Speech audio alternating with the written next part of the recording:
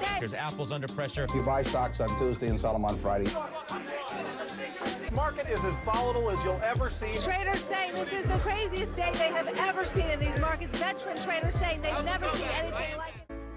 This video is sponsored by the award-winning Daily Market Movements trading platform. To open a live or demo account, simply visit dmmtradingplatform.com. Hello guys, it's Max here from Daily Market Movements. Welcome to another episode where today we're going to be analysing the Nasdaq100 futures chart. Just before I start today's video, anyone who's interested in joining my free analysis group over on Telegram, then please do not hesitate to scan this QR code on your screen. But let's start here with the Nasdaq100, and it looks to me that we're having a very simple ABC correction pattern play out here. We had that initial ABC pattern followed by another ABC pattern, and it kind of gave us a short-term bottom. Now, I actually posted this in my group earlier on this morning. If I just find it for you quickly, here we go. This was at 9:56 a.m, so about 4 or 5 hours ago. This was the S&P 500 actually, but same pattern, ABC, and I was expecting that move towards the upside. Now remember, this is my free analysis group, guys. You can join this by scanning that QR code on your screen, and I posted a lot of research along with it.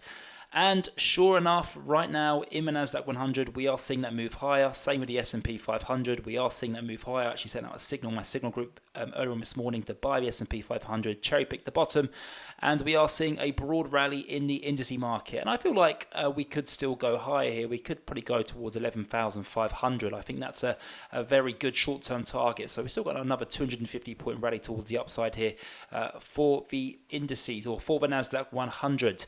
Now, if we just look at the Nasdaq100 in a slightly higher time frame, so this is the one-day chart, we're still, in my opinion, playing out this larger ABC correction after this Elliott 5-wave process that we've been forming back since the start of the year. Now, we've just, of course, last Thursday had that capitulation phase when we had that CPI reading come out, and now what I'm anticipating to occur is, if I just tidy this up a bit for you, also you can see a bit better, I'm anticipating a leg all the way up to around 11,750, and that's where we hit a 50-day EMA, a moving average. And then as we go into the end of October, that's when I am anticipating for this correction phase, where we have this A to B leg. It's just a minor correction towards the downside.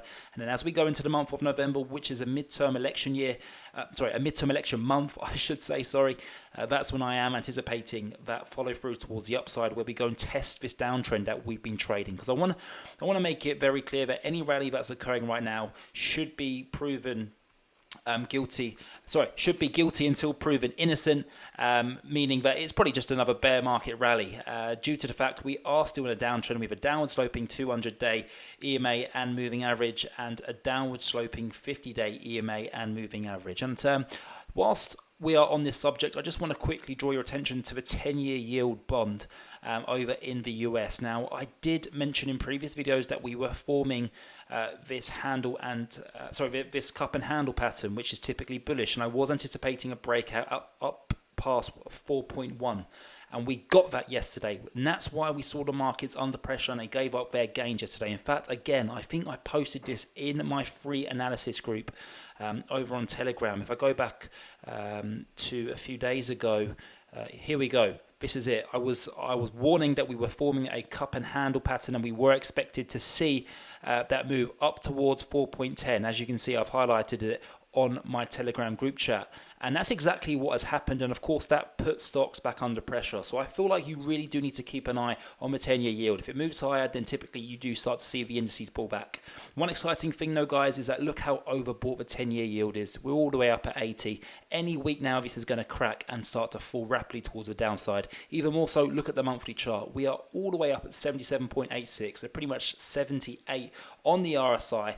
And even on a daily chart now, we are starting to become overbought on the 10-year bond yield. So I would be looking to short this and buying stocks. That's what I'm anticipating for a humongous rally in the stock market as we go into a seasonal, very strong period of the year, which is November all the way through to the end of the year. So I feel like we are on the cusp of a very strong rally, a bear market rally towards the upside, up towards maybe 12,500 here for the Nasdaq100.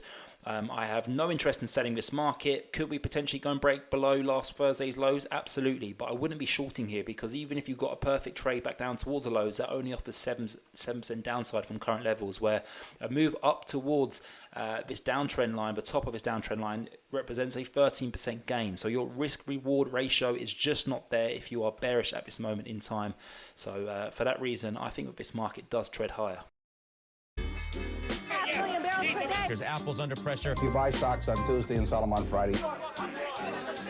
Market is as volatile as you'll ever see. Traders saying this is the craziest day they have ever seen in these markets. Veteran traders saying they've never seen anything like it.